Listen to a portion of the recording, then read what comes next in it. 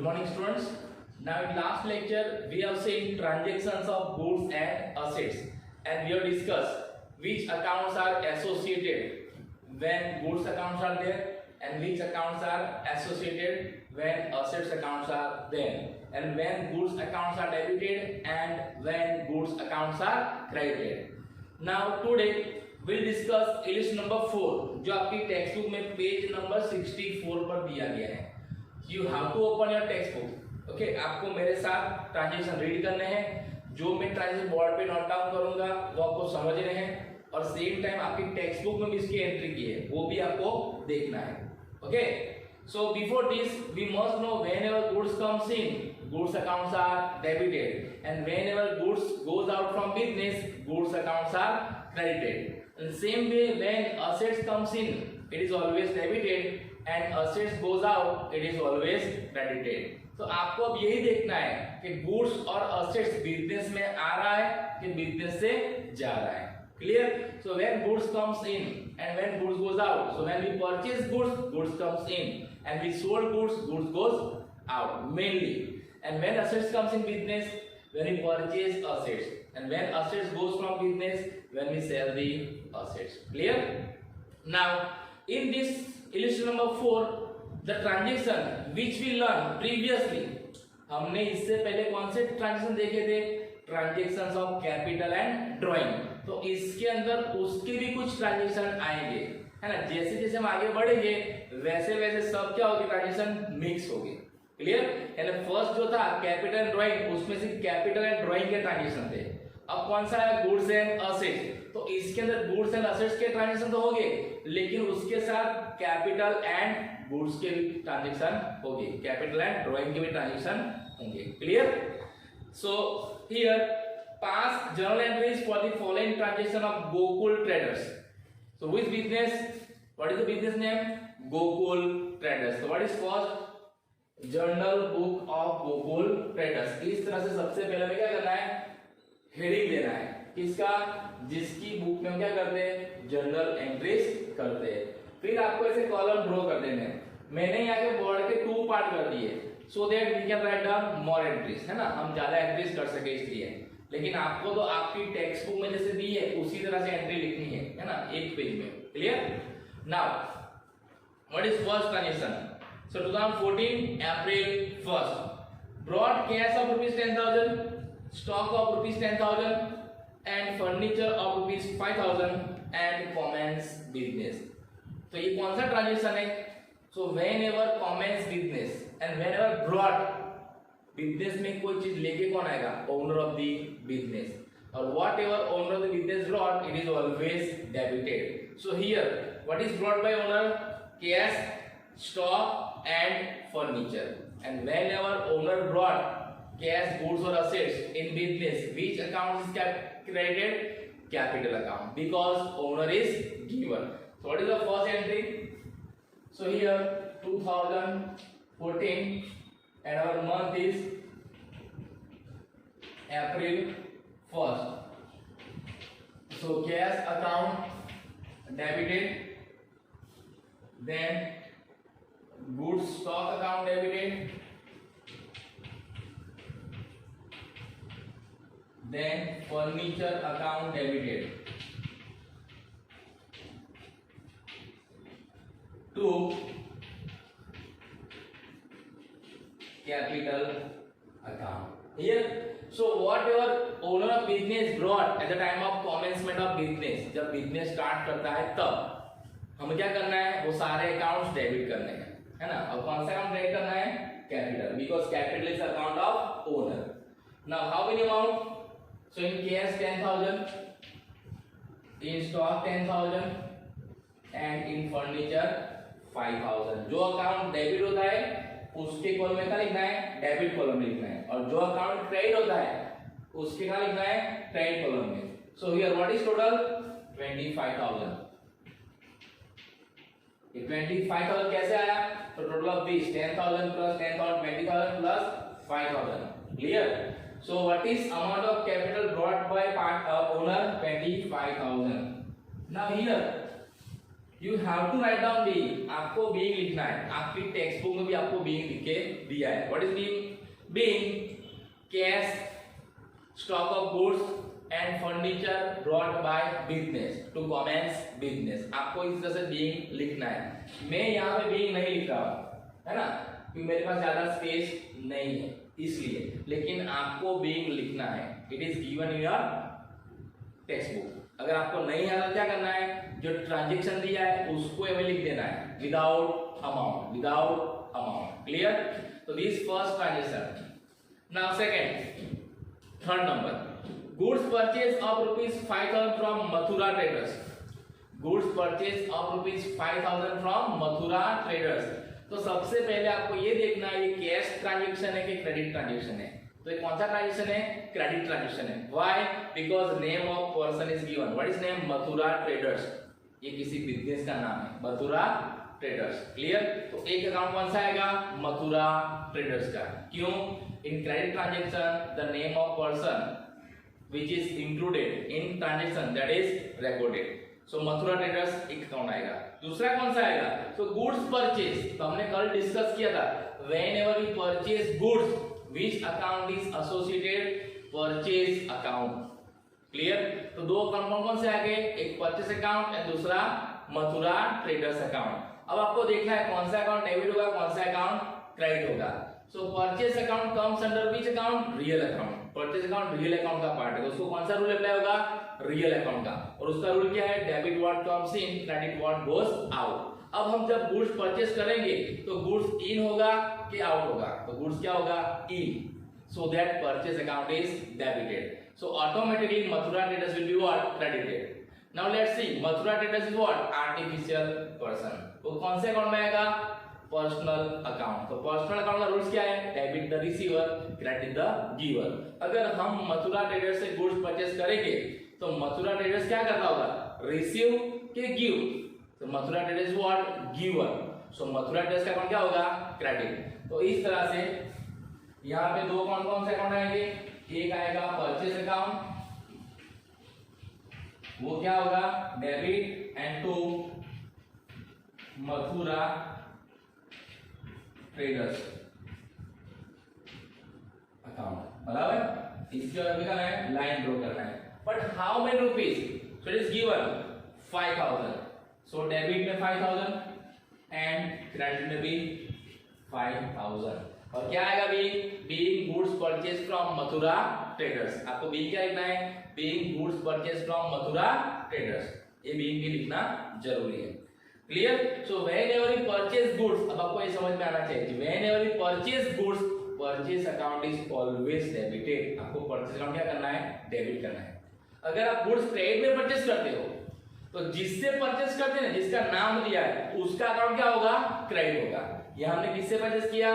Mathura traders. तो Mathura traders का account क्या होगा? क्रेडिट होगा। क्लियर? सो कौन सी एंट्री हुई यहाँ पे? Purchase account debited to Mathura traders account. Clear? Now next, that is fourth. ये थर्ड नंबर था। Now fourth. तो फोर्थ में क्या दिया है? You have to read the transaction first. Goods sold for cash ₹4,000. Goods sold for cash ₹4,000. So what is our first step? It is cash transaction or credit transaction. तो यहाँ पे बोल दिया आपको, और यहाँ पे किसी पर्सन का नाम दिया नहीं है। ये कौन सा ट्रांजेक्शन है? Cash transaction. अगर कैश ट्रांजेक्शन है तो एक कैश अकाउंट आएगा। तो एक कौन सा अकाउंट है? Cash account. दूसरा हमने क्या किया है? Sold goods. तो मैंने आपको पहले बताया था, whenever we sold goods, which account is there? Sales account. कौन सा अकाउंट? Sales account. तो यहाँ पे कौन से दो अकाउंट आ गए? एक कैश अकाउंट एंड दूसरा sales account. Now cash account is a type of real account and sales account is also a types of real account. Because sales account is a goods account and cash account is a assets account, and goods and assets accounts comes under real account. So what is rule of real account? Debit what comes in, credit what goes out. अब आपको ये सोचना है, हम जब goods sold करेंगे तो goods in होगा कि out होगा? तो goods क्या होगा? out. So whenever we sold goods, sales account is there and sales account is credited because goods goes out. अब sales account credit है तो cash account क्या होगा? Debit. कैसे? तो हम जब गुड्स सोल्ड करेंगे कैश में, तो कैश क्या होगा? इन और out. Cash will comes in and whenever cash comes in, cash account is always debited. So here what is the entry? Cash account debited to sales account. What is amount of goods? कितने का goods बेचा है? So 4000. जो आपको amount दी है वही amount आपको यहाँ पे लिखना है, इसमें कुछ करना नहीं है। हमको जो अमाउंट ट्रांजेक्शन में दिया है वही अमाउंट हमें यहाँ पे लिख देना है। जो अकाउंट डेबिट है उसके डेबिट कॉलम में और जो अकाउंट क्रेडिट है उसके क्रेडिट के कॉलम में। इसके बाद बीइंग क्या लिखना है इसका? Being goods sold for cash, being goods sold for cash, ये बीइंग आपको लिखना है। Clear? Now next 6 number, goods purchase from Rushikesh of rupees 8,000 and paid and half amount in cash. यानी क्या है? We have purchased goods. हमने क्या किया है? Goods purchase किया है। किससे? ऋषिकेश से, है ना? ऋषिकेश से हमने क्या किया है? Goods purchase किया है। कितने का? 8,000 का। 8,000 का goods purchase किया है। What is given? Paid and half amount in cash. Paid half amount in cash. यानी आधा पैसा हमने कैश में दे दिया है। इसका मतलब क्या हुआ है? हाफ कैश में दिया है, हाफ देना बाकी है। तो ये कौन सा ट्रांजैक्शन है? कैश ट्रांजैक्शन है कि क्रेडिट ट्रांजैक्शन है? It is both, it is both cash as well as credit. तो कभी कभी ऐसे भी ट्रांजैक्शन बिजनेस में होते हैं कि हमने गुड्स परचेस किया है लेकिन आधा पैसा दे दिया है तो वो कैश हो गया, लेकिन जो पैसा नहीं दिया है वो क्या हो गया? क्रेडिट हो गया। क्लियर? तो इस केस में वो क्या करना है? जो गुड्स का अमाउंट होता है ना 8,000, उसको दो पार्ट में डिवाइड कर देना है। तो कितने गुड्स है? 8,000, तो हाफ कितना होगा? 4,000 एंड 4,000, ऐसा हो गया। अब ये हाफ हमने कैश में दे दिया है तो कौन सा अकाउंट आएगा? कैश अकाउंट, क्योंकि हमने कैश दिया है तो कैश अकाउंट आएगा ना। और ये हाफ में क्या है? पैसा देना बाकी है। हाफ में क्या है? पैसा देना बाकी है। जब हम गुड्स किसी से परचेज करते हैं और उसको पैसा देना बाकी निकलता है तो उसके अकाउंट में, किसके अकाउंट में? यहाँ पे कौन सा अकाउंट है? ऋषिकेश। तो यहाँ पे क्या लिखना है? ऋषिकेश अकाउंट। क्लियर? और हमने क्या किया है? गुड्स परचेज किया है तो ये कौन से अकाउंट में जाएगा? परचेज अकाउंट में। सो इधर यहां पे क्या होगा? Here 3 accounts are associated. तो मैंने आपको पहले भी समझाया कि in each transaction minimum 2 accounts are there. Minimum 2 हो गए लेकिन maximum unlimited. So here how many accounts are there? 3 accounts, है ना? और मैंने आपको ये भी समझाया था कि when in any transaction more than 1 account are debited और credited we have to pass which entry? Combined journal entry. तो यहाँ पे हम कंबाइंड जनरल एंट्रीज की पास करेंगे। लेकिन इससे पहले आपको ये देखना है, आपने अकाउंट को फाइंड कर लिए कौन कौन से 3 अकाउंट्स आते हैं, लेकिन इसमें से कौन से अकाउंट डेबिट हो गए, कौन से अकाउंट क्रेडिट हो गए वो भी फाइंड करना है ना। तो व्हेनेवर वी गुड्स परचेज, मैंने अभी समझाया था, whenever we purchase goods, purchase account is always debited. यानी परचेज अकाउंट डेबिट हो गया कितना? 8,000, क्योंकि हमने 8,000 गुड्स परचेज किया है। अब रूल क्या कहता है? डेबिट एंड क्रेडिट सेम होना चाहिए। अगर परचेज अकाउंट डेबिट है तो ये दोनों क्या हो जाएंगे? क्रेडिट। कैसे? ये 4,000 और ये 4,000 कितना होगा? 8,000। तो ये डेबिट क्रेडिट सेम होगा ना। लेकिन हम रूल्स के हिसाब से देखें तो जब हम गुड्स परचेज करेंगे कैश में तो कैश कम्स इन होगा कि कैश गोज आउट होगा? Cash will goes out. And whenever cash goes out, cash account is what? Cash account is credited. तो कैश अकाउंट क्या होगा? क्रेडिट। क्लियर? दूसरा, हम जब किसी से परचेज करते हैं तो जिससे परचेज करते हैं वो कौन होता है? पर्सन। और वो कौन होता है? हमेशा गिवर, क्योंकि हम परचेज करते हैं तो वो कौन होगा? Giver. Seller is always giver. तो ऋषिकेश कौन है? गिवर है। और ऋषिकेश कौन है? नेचुरल पर्सन, है ना? ऋषिकेश कौन है? Natural person. So whenever Rishikesh is giver, his account is what? Credited according to personal account, according to personal account rules. Debit the receiver, credit the giver. So यहाँ पे क्या होगा? परचेज अकाउंट क्या होगा? डेबिट होगा। कैश अकाउंट क्या होगा? Credit होगा। एंड ऋषिकेश अकाउंट भी क्या होगा? क्रेडिट होगा। तो इस तरह से हमें एंट्री पास करनी है। तो कैसे करेंगे? अब यहाँ पे कौन सा डेट है? यहाँ पे डेट नंबर इज 6। तो यहाँ लिखूंगा मैं पहले purchase account, purchase account debited to cash account and to Rishikesh account. बराबर? परचेज अकाउंट में कितना आएगा? डेबिट 8,000। कैश में कितना आएगा?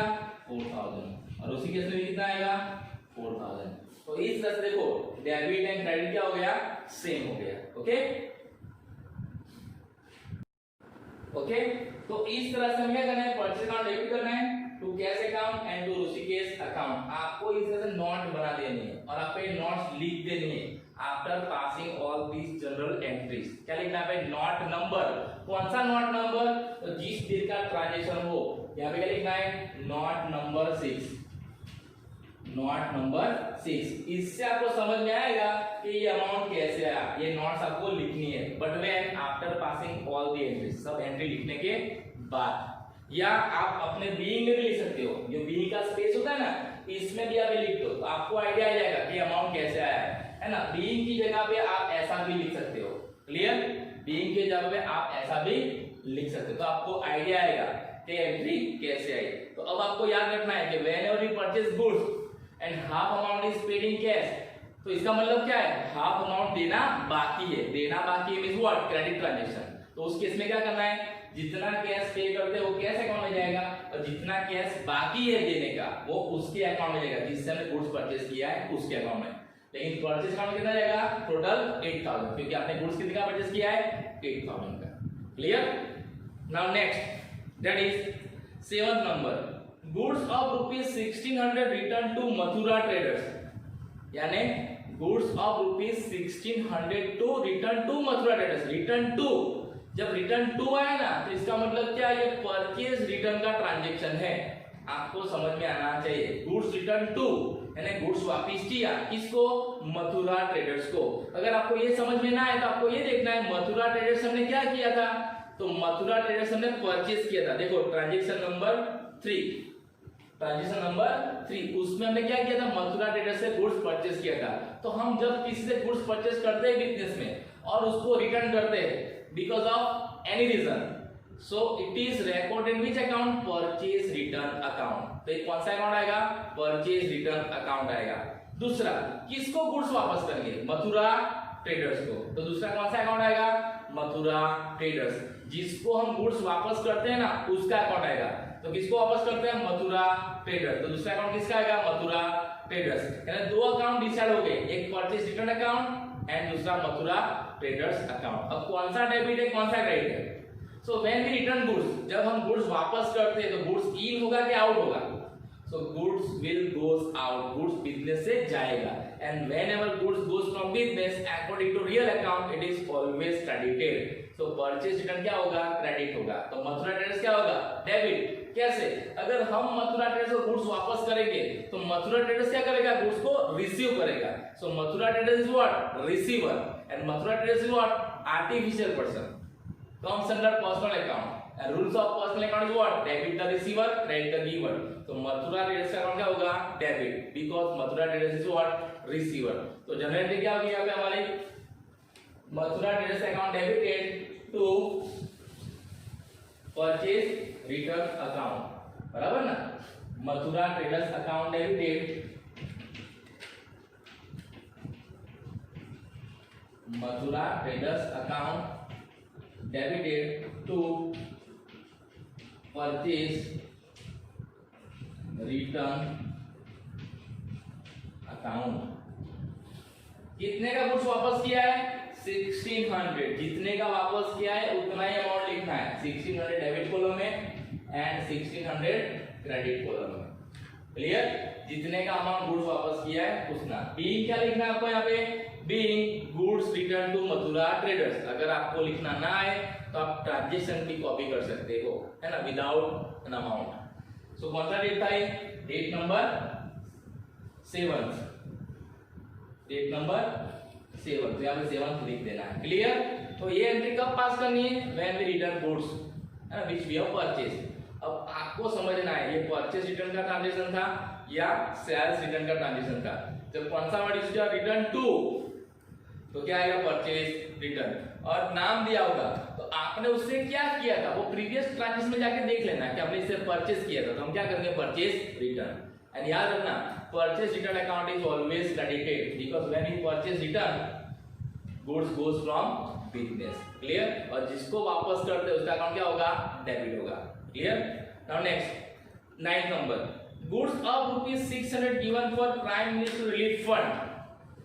अब प्राइम मिनिस्टर रिलीफ फंड, तो रिलीफ फंड यानी क्या पहले आपको पता होना चाहिए, यानी हमने प्राइम मिनिस्टर रिलीफ फंड में गुड्स दिया है, हमने क्या किया है, डोनेशन किया है, हमने क्या किया है, डोनेशन किया है ना, प्राइम मिनिस्टर रिलीफ फंड। तो हमेशा गुड्स डोनेट कब करते हैं, जब कोई नेचुरल कैलामिटीज आती है ना, तब बिजनेस में क्या करते हैं, गुड्स डोनेट भी करते हैं, है ना।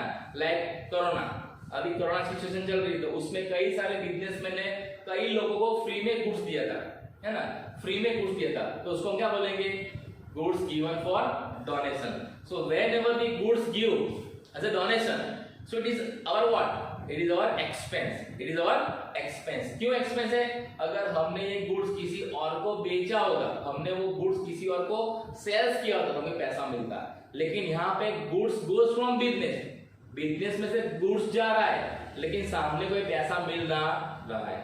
तो आपको याद रखना है, whenever we give our goods और cash for benefit of people as a donation, so कौन सा अकाउंट देना है, डोनेशन अकाउंट। कौन सा अकाउंट आएगा, डोनेशन अकाउंट आएगा, clear. And donation is what, always expense of the business. As a businessman we always do donation, हम businessman donation करते हैं, हम बिजनेसमैन डोनेशन लेते नहीं है। हाँ, हमारा एनजीओ का बिजनेस है तो हम लेते हैं, लेकिन उसके अकाउंट्स अलग तरह से मेंटेन होते हैं, वो हम बाद में देखेंगे।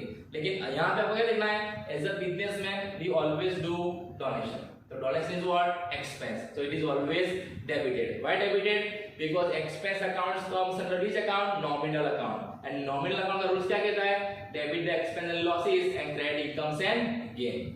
सो आपको याद रखना है, donation account is always debited, clear. एक तो आएगा डोनेशन अकाउंट, दूसरा कौन सा अकाउंट आएगा, तो मैंने आपको ये भी समझाया था कि whenever goods goes from business other than sales, हम बिजनेस में जब गुड्स जाता है लेकिन कैसे, बिना सेल्स के, हमने सेल्स नहीं किया है, तो दूसरी तरह से, तो क्या करना है, परचेज अकाउंट इज क्रेडिटेड। कौन सा account, purchase account is credited. आपको याद रखना है कि whenever goods goes from business other than sales, purchase account is credited. Why, because here goods goes from business, बराबर, तो गुड्स अकाउंट क्या होगा, क्रेडिट होगा। लेकिन कौन सा goods account, purchase, because goods goes from business other than sales. ऐसे कई सारे केस है, जैसे goods destroyed by fire, goods given in charity, goods taken for personal use, goods destroyed by fire, इन सारे केस में परचेज अकाउंट क्या होगा, क्रेडिट होगा, क्लियर। तो परचेज अकाउंट क्रेडिट कब होता है, when goods goes from business other than sales. तो यहाँ पे हमने गुड्स सेल्स नहीं किया है, हमने फ्री में दिया है ना, किसके लिए, prime minister relief fund, clear. तो कौन कौन से दो अकाउंट आएंगे, एक अकाउंट आएगा आपका डोनेशन अकाउंट, वो क्या होगा, डेबिट, और दूसरा क्या आएगा, परचेज, तो परचेज अकाउंट क्या होगा, क्रेडिट। बी क्या आएगा आपका, being goods given for prime minister relief fund, donation लिखना नहीं है, बी में क्या लिखना है, प्राइम मिनिस्टर रिलीफ फंड, क्योंकि हम गुड्स बहुत जगह पे डोनेशन करते हैं, मंदिर में भी करते हैं, है ना, फिर कोई ओल्ड एज होम में उसमें भी करते हैं, ऑर्फेनेज होम में भी करते हैं, टेंपल में करते हैं, मस्जिद में करते हैं, चर्च में करते हैं, तो कहाँ पे किया वो भी लिखना है। तो यहाँ पे कहाँ पे किया हमने, प्राइम मिनिस्टर रिलीफ फंड, तो इससे पता चलेगा हमने प्राइम मिनिस्टर रिलीफ फंड में डोनेट किया था। सिर्फ आप डोनेट लिखोगे तो कहाँ पे डोनेट किया वो पता चलेगा नहीं, इसलिए बी लिखना जरूरी है। समझ में आया ना। ये कौन सा डेट था, date number 9। Now next date number 10, electric weight machine purchase for ₹450।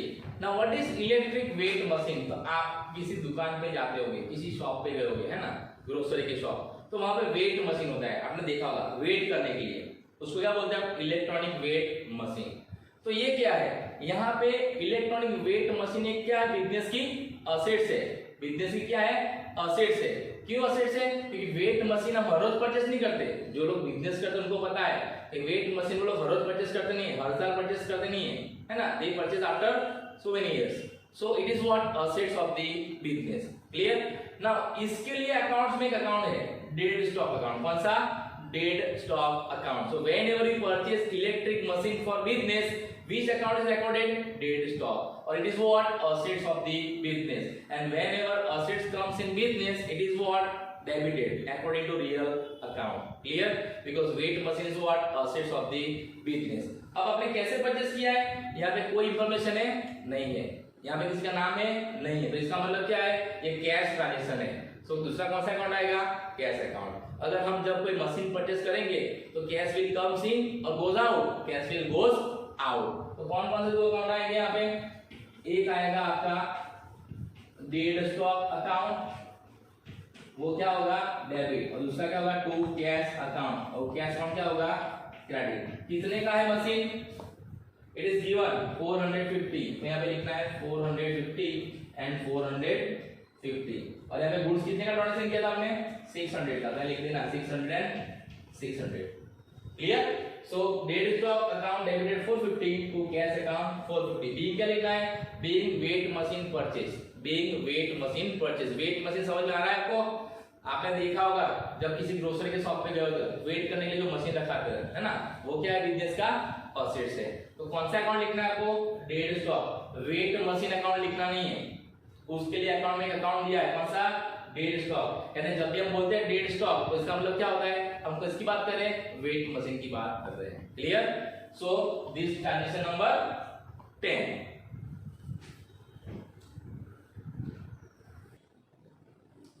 Now next transaction, that is 15 number. What is 15 number transaction?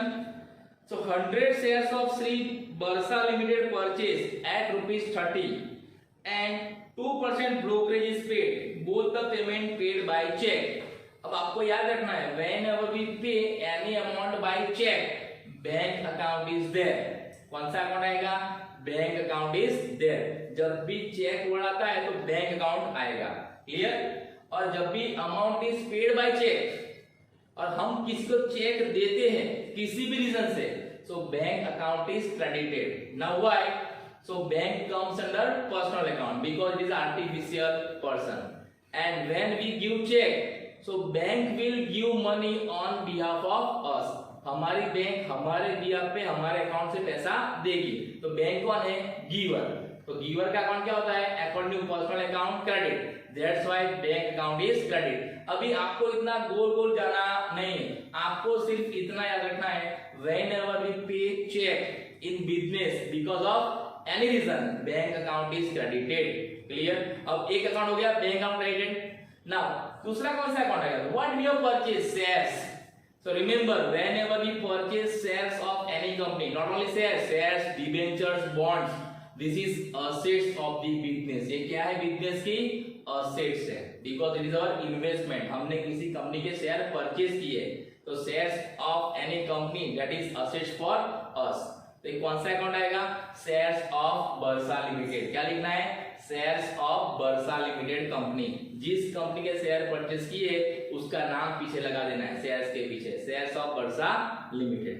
कितने शेयर और कितने में, तो 100 शेयर्स ईच ऑफ ₹30।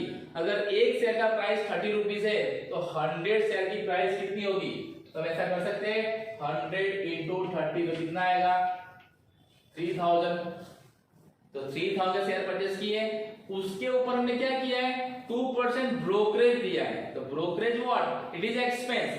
बट मैंने आपको पहले भी समझाया था कि whenever we purchase any assets, और उस एसेट्स को परचेज करने के लिए जो भी एक्सपेंसेस होते हैं वो क्या होते हैं, कैपिटल एक्सपेंस, यानी उस एसेट्स के एक्सपेंस। तो उसको उस एसेट्स की वैल्यू में ऐड करना है, उसको सेपरेटली दिखाना नहीं है। तो कितना एक्सपेंस होगा, तो 3000 का 2% कितना होगा, अगर 3000 2% कितना आएगा 60 रुपीज। कितना आएगा 60 रुपीज। तो शेयर की कीमत कितनी है 3000 और उसको परचेज करने का एक्सपेंस कितना है 60 रुपीज। तो ये शेयर हमें कितने में पड़ेगा 3060 रुपीज में। तो क्या एंट्री आएगी यहाँ पे, shares of Bursa limited account क्या करना है, डेबिट। कितना 3060। ये 3060 कैसा है आपको ये लिख देना है, 100 शेयर्स, एक शेयर का प्राइस 30 रुपीज, टोटल कॉस्ट कितना हुआ 3000, और इस 3000 का 2% क्यों किया हमने, कॉस्ट, उसको परचेस करने का कॉस्ट। तो कितना आता है 60 रुपीज। तो टोटल कॉस्ट कितना होता है हमारा 3000 शेयर्स की प्राइस और 60 रुपीज उसका कॉस्ट। तो कितने बढ़ा में 3060 में 3060, तो 3060 is the cost of our assets. तो shares of Bursa limited account debited 3060। पैसा कैसे दिया हमने? चेक। तो बैंक अकाउंट क्या होगा? क्रेडिट। बैंक अकाउंट क्या होगा? क्रेडिट। कितना? 3060। आप चेक भी कितने का दोगे? 3060 का ही दोगे ना, जितने में परचेस किया है उतना। क्लियर? तो इस is what assets. And when we purchase shares of any company it's comes in business, वो बिजनेस में आते हैं, है ना। And whenever we purchase assets it is always debited. आपको ये याद रखना है, व्हेनेवर वी परचेज असेट्स, फिर आप कोई भी असेट्स परचेज कीजिए, 1 रुपए की कीजिए या 1 करोड़ की कीजिए, वो क्या होगा? Always debit. क्लियर? और अमाउंट अगर आप चेक से पे करते हैं सो bank account is always credit. अगर यहाँ पे कोई भी इंफॉर्मेशन नहीं होता हमारे पास कि पैसा कैसे दिया, तो क्या लिखना है? To cash. तो हमें समझ आए अमाउंट कैश में पे किया है। क्लियर? लेकिन हम जब भी किसी कंपनी से शेयर परचेस करते हैं ना, उसका अमाउंट चेक से ही पे होता है, अकाउंट से ही पे होता है, हमारे बैंक अकाउंट से ही पे होता है। क्लियर? तो ये कौन सी एंट्री हो गई? Shares of Bursa limited account debited to bank account. और डेट कौन सा है इसमें? 15। क्लियर? तो इस तरह से हमें एंट्री पास करनी है।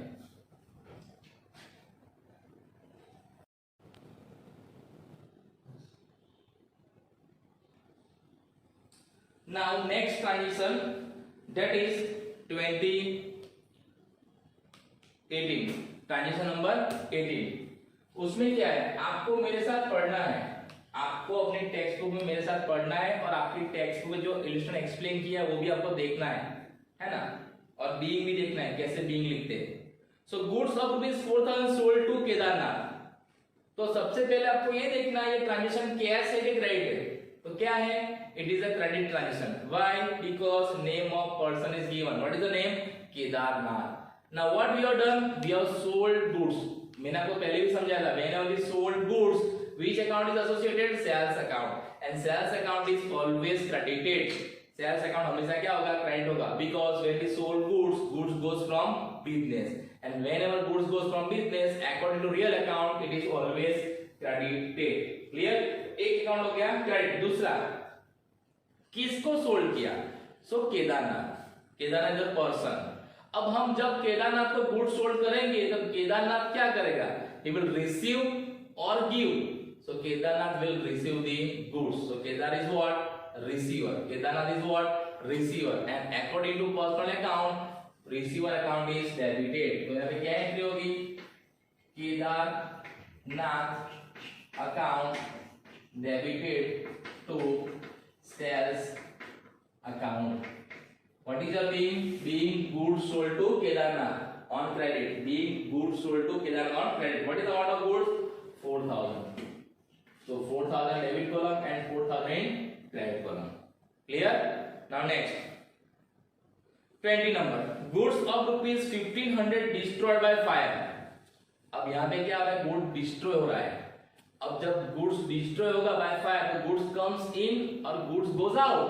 तो गुड्स गोज आउट, तो गुड्स गोज आउट। तो मैंने आपको ये भी समझाया था, when goods goes out from business other than sales, which account is there? Purchase account. और वो क्या होगा? Credit, because goods goes out. Clear? एक अकाउंट नहीं हो गया, purchase account credit, because goods goes from business other than sales.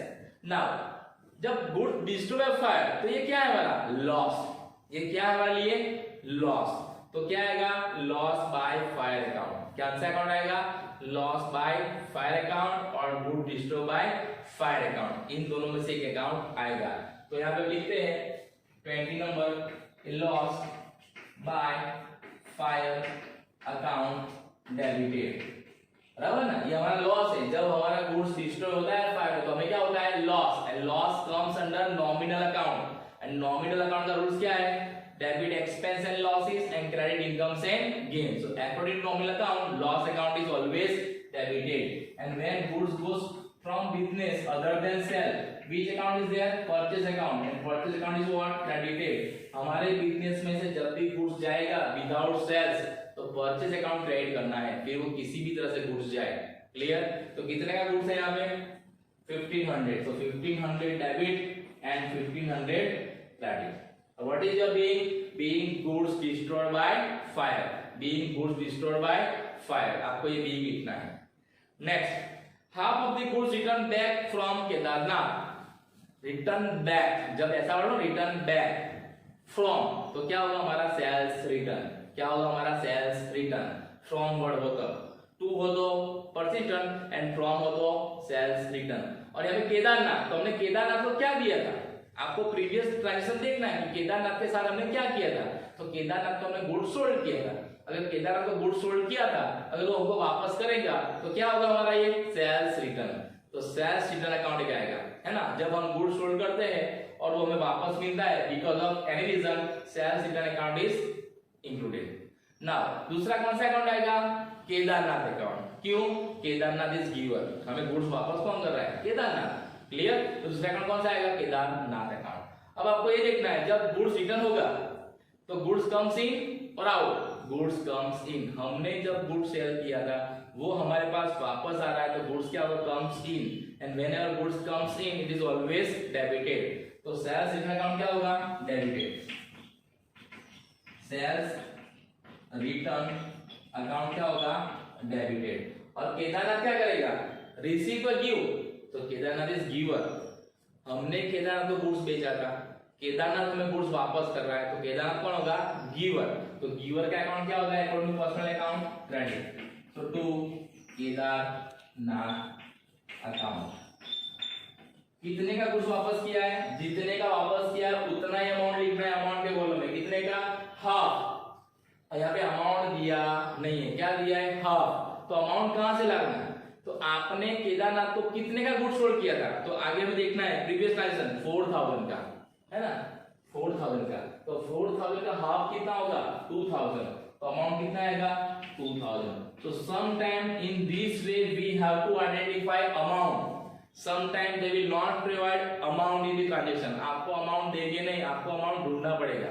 तो यहाँ पे क्या दिया है, half goods return by Kedarnath. Half यानी क्या, तो जितना हमने केदारनाथ को गुड्स सोल्ड किया था उसका हाफ। तो कितने का सोल्ड किया था, 4000 का। 4000 हाफ कितना होगा, 2000। और बीइंग क्या आएगा आपका, being goods return by Kedarnath. Being goods return by Kedarnath. कौन सी डेट है, 22। क्लियर। तो ये कौन सा ट्रांजेक्शन हुआ, सेल्स रिटर्न। सेल्स रिटर्न जब भी हो, sales return account is always debited. Sales return account is always debited. और जो हमें गुड्स वापस करता है ना उसका अकाउंट क्या होगा, ऑलवेज क्रेडिट, जब वो गुड्स वापस करता होगा तब। Next transaction, goods of ₹500 withdrawal for personal use. ये हमने जो पहले ट्रांजेक्शन देखा ना, transaction of capital and drawing, उसमें से देखो goods of ₹500 withdrawal for personal use. अब मैंने आपको पहले भी समझाया था, जब भी पर्सनल यूज वर्ड आए ना तो कौन सा अकाउंट आएगा, drawing account. And drawing account is always debited because drawing account is account of owner of business and here owner is receiver. वो बिजनेस से गुड्स क्या करता है, रिसीव करता है। तो ये काम कौन सा आएगा, ड्राइंग अकाउंट। अब बिजनेस में से क्या हो रहा है, गुड्स जा रहा है। तो मैंने आपको ये भी समझाया था कि whenever goods goes from business other than sales, कौन सा अकाउंट आएगा, परचेज। तो यहाँ पे दूसरा कौन सा अकाउंट आएगा, परचेज। और वो क्या होगा, क्रेडिट। परचेज अकाउंट क्या होगा, क्रेडिट। आपको याद रखना है whenever goods goes from business other than sales, purchase account is credit। कितने का goods, so 500। so 500 here and 500 here। what is your being here, being goods withdrawn for personal use। goods withdrawn for personal use। Clear. Now next 28। तो 28 में क्या दिया है, furniture of ₹3000 purchase from Bansidhar furniture mart. तो पहले आपको ये देखना है ये कैश ट्रांजैक्शन है कि क्रेडिट ट्रांजैक्शन है। तो क्रेडिट ट्रांजैक्शन है, क्यों, Bansidhar furniture mart, name of person is given, which person, artificial. और हमने क्या परचेज किया है, furniture. Now remember whenever you purchase any assets account will be debited और क्रेडिटेड, नॉट परचेज और सेल्स। बराबर। तो हम जब गुड्स परचेस करते हैं तो परचेस अकाउंट, लेकिन जब हम असेट्स परचेस करते हैं कौन सा अकाउंट आएगा, रिस्पेक्टिव असेट्स अकाउंट। तो यहाँ पे कौन सी असेट्स करेंगे हमने परचेस, फर्नीचर। अब हम फर्नीचर परचेस करेंगे तो फर्नीचर क्या होगा, कम्स इन और out, furniture will comes in. And whenever assets comes in it is always debited. तो यहाँ पे क्या होगा, फर्नीचर अकाउंट क्या होगा, डेबिट। बराबर ना, क्योंकि furniture comes in business and furniture is what, assets. अभी आपको ये पता होना चाहिए। दूसरा, किससे परचेस किया, तो नेम दिया है किसका, बंसीधर फर्नीचर मार्ट। तो अगर हम बंसीधर फर्नीचर मार्ट से फर्नीचर परचेस करेंगे तो क्या करता होगा, रिसीव के गिव इज अ गिवर, और गिवर का अकाउंट क्या होता है, क्रेडिट। तो क्रेडिट कौन सा अकाउंट करना है, बंसीधर फर्नीचर मार्ट अकाउंट, क्या करना है आपको, क्रेडिट करना है। बी क्या लिखना है, being furniture purchase from Bansidhar furniture mart, कितने का, 3000, तो 3000 डेबिट कॉलम में एंड 3000 क्रेडिट कॉलम के अंदर। क्लियर, ये हो गया असेट्स का transaction. Whenever you purchase any assets, assets account is debited. Now last, after adding 20% goods of rupees 1000 sold to Chandni, carriage of rupees 50 paid on her behalf. तो पहले आपको ये देखना है कैश ट्रांजैक्शन है क्रेडिट ट्रांजैक्शन है, सो it is credit transaction, क्योंकि नाम दिया है, क्या नाम है, चांदनी। अब हम चांदनी को गुड्स सोल्ड करेंगे तो चांदनी क्या करेगी, रिसीव करके गिव करेगी, तो चांदनी विल रिसीव, और रिसीवर का अकाउंट क्या होता है, according to personal account debit, क्योंकि चांदनी कौन है, पर्सन, तो चांदनी का क्या होगा, डेबिट। हमने क्या किया है, गुड्स सोल्ड किया है, तो मैंने आपको पहले भी समझाया था, जब हम गुड्स सोल्ड करते हैं तो कौन सा अकाउंट आता है, सेल्स अकाउंट, दूसरा कौन सा अकाउंट आएगा, सेल्स अकाउंट, और तीसरा हमने क्या किया है, कैरेज पे किया है ऑन बिहाफ ऑफ चांदनी। तो आपको यहाँ पे याद रखना है, यहाँ पे कैरेज अकाउंट नहीं आएगा, बराबर, क्योंकि चांदनी का कैरेज हमने पे किया है, तो हमने वो कैश में पे किया है, तो कैश अकाउंट आएगा। तो आपको याद रखना है, जब भी हम अपने कस्टमर का कैरेज या कोई एक्सपेंस पे करते हैं ना कैश में, तो कैश अकाउंट क्रेडिट करना है ना, एक्सपेंस अकाउंट नहीं। और ये कैश हमें उससे लेना है, किससे, अपने कस्टमर से।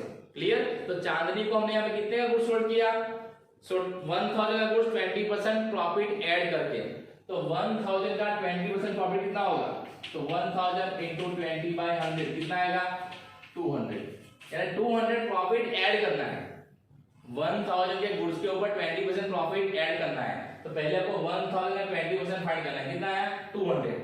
अब 1000 के अंदर 200 प्लस करना है, तो कितना होगा, 1200। तो चांदनी को कितने का गुड्स सोल्ड किया हमने, 1200 का, बराबर। तो चांदनी अकाउंट क्या होगा, डेबिट। तो पहले Chandni account debit, because Chandni is receiver, to sales, because हमने क्या किया, गुड्स को सेल्स किया है, एंड टू कैश, क्यों कैश लिखा, क्योंकि हमने वो कैश में पे किया है एक्सपेंस, लेकिन ये एक्सपेंस है किसका, चांदनी का।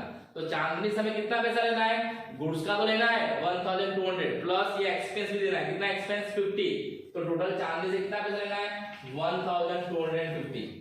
गुड्स कितने का था, 1000 का, 200 क्या किया हमने, प्रॉफिट ऐड किया, तो कितना लेना हुआ, 1000 प्लस 200 1200 प्लस 50, इसलिए 50 कैरेज के, क्योंकि ये गुड्स चांदनी ने परचेस किया है, तो उसका एक्सपेंस उसको देना चाहिए, हमें नहीं, लेकिन हम पे करते हैं, बराबर ना।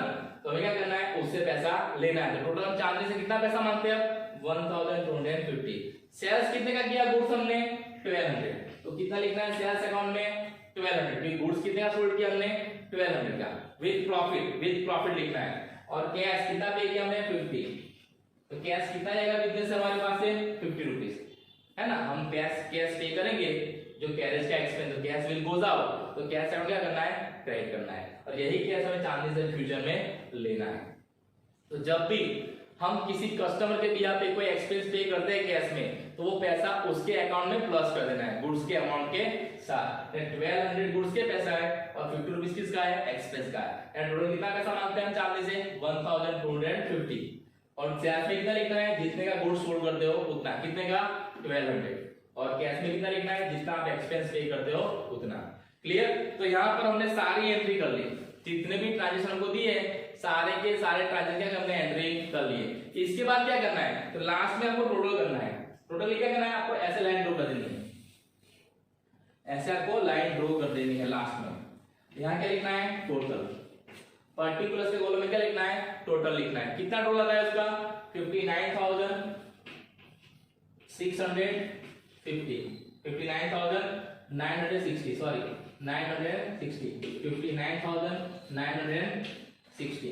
ये दोनों से अगर टोटल आ रहा है, ये दोनों इक्वल होने चाहिए, ये दोनों क्या होने चाहिए, इक्वल होने चाहिए। डेबिट से अगर टोटल और क्रेडिट से अगर दोनों इक्वल होने चाहिए, तभी हमारा क्या है, एंट्री सब सही है। अगर ये दोनों टोटल मैच नहीं होते, जितना अमाउंट डेबिट कॉलम में है उतना अमाउंट क्रेडिट कॉलम में नहीं आता है, प्लस और माइनस होता है, तो समझ जाना आपने कहीं पे गलती की है। क्यों, because we are following double entry system, और डबल एंट्री सिस्टम में जितनी डेबिट इफेक्ट देते हैं ना, जितनी ट्रांजैक्शन की डेबिट इफेक्ट देते हैं ना, उतनी क्या देते हैं हम क्रेडिट इफेक्ट देते हैं। इसे देखना, जितना डेबिट अमाउंट डेबिट करते हो ना, उतना अमाउंट क्या करते हैं हम क्रेडिट करते हैं, जितना अमाउंट डेबिट करते हैं उतना ही क्या करते हैं क्रेडिट करते हैं। That's why both side rule are same. अगर नहीं आता है तो आपने कहीं पे गलती की है, क्लियर। और यहाँ पे डबल अंडरलाइन कर देनी है आपको, ऐसे डबल अंडरलाइन देखो इतने में, ये डबल अंडरलाइन क्या इंडिकेट करती है, all transactions are recorded, all transactions are recorded. आपकी बुक में भी किए देखो, है ना, इतने में करना है, सब में नहीं, ये अमाउंट के कॉलम में, इसका मतलब है all transactions are recorded, clear.